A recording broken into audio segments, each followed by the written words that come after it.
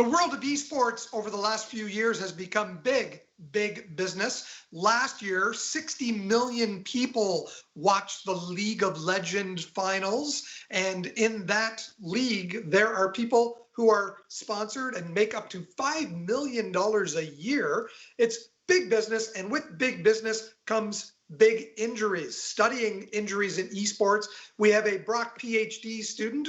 Garrick Forman joins us. Garrick, you're doing a study about injuries in esports. How did that become the topic of your PhD thesis? Well, gaming for me has been a passion since I can remember. And I was gaming since maybe 5 years old with the Sega Genesis or the NES. So it's been a big passion for me for a long time.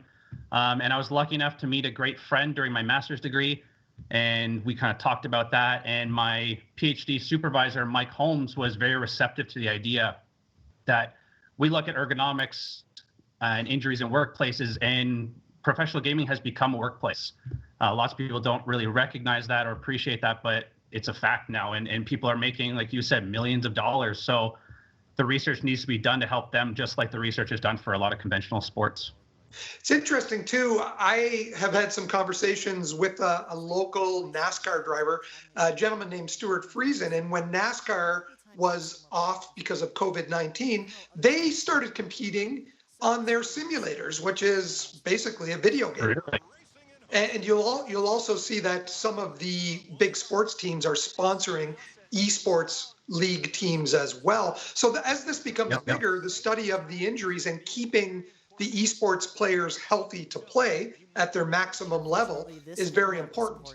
Absolutely. Yeah, most of the people when esports started, they had very little knowledge of nutrition and personal health, and slowly it's become bigger and bigger. And now teams are funding nutritionists and trainers on site to make sure that their players are in tip-top shape, but they don't think about the possible injuries from playing their game.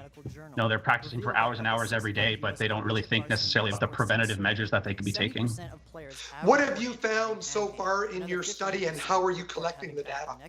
So far, I haven't actually delved into the data. I want to leave it open until I get hopefully a couple thousand responses, but I'm currently conducting it through a survey on this software called Qualtrics. And it's just a survey asking about demographic information, so your age, your employment, how long you play per day, per week, what kind of breaks you take, and then characterizing the types of injuries that you experience. So I'm hoping that after that I can run some statistics on it to look at any kind of correlations or any type of particular gaming that you play, or if you play with a certain type of controller or something, that might increase your injury risk. You yourself, you've grown up as a gamer, so what kind of discomfort and injury have you suffered over the years? Fairly frequent back pain, a little bit of wrist and forearm pain or numbness occasionally, but nothing too bad. But now, especially going through school with kinesiology, getting my master's degree in ergonomics, I'm very much aware of the things that are causing that, so I can kind of work around it. And that's really the knowledge that I want to disseminate to people in the esports industry. Did your parents warn you about musculoskeletal injuries while you were growing up? You know, worrying about your thumbs, worrying about your back, worrying about your wrists, those kinds of things? No, when I was growing up playing games, it wasn't really a thing yet. It was more, don't stay too close to the TV or you'll go blood. Now it's less of an issue, and it's more about the muscular injuries for us. In your conversations with other gamers, are you finding that a lot of people have the same injuries?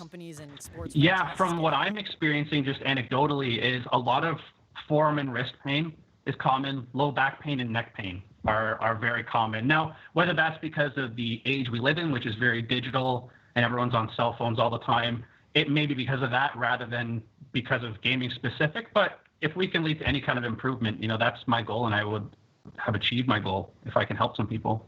And the goal is to come up with solutions on how to ease the pain and avoid the injuries. Yeah, absolutely. And whether that's regulations for like a work to rest ratio, so play for this long, take this kind of break, or if that's hardware design and development. I just want to have an impact and help the people that are near and dear to my heart.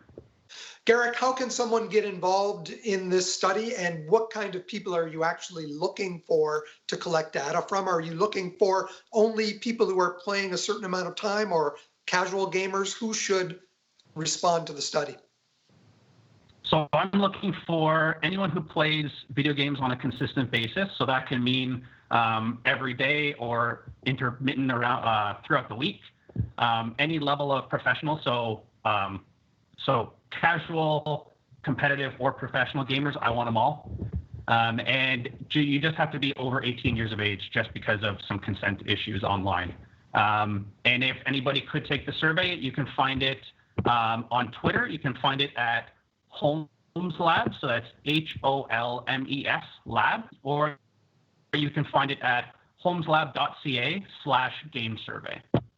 Thanks for your time, Garrick. We'll be looking forward to the results of your survey somewhere down the line. Appreciate it. Thank you very much.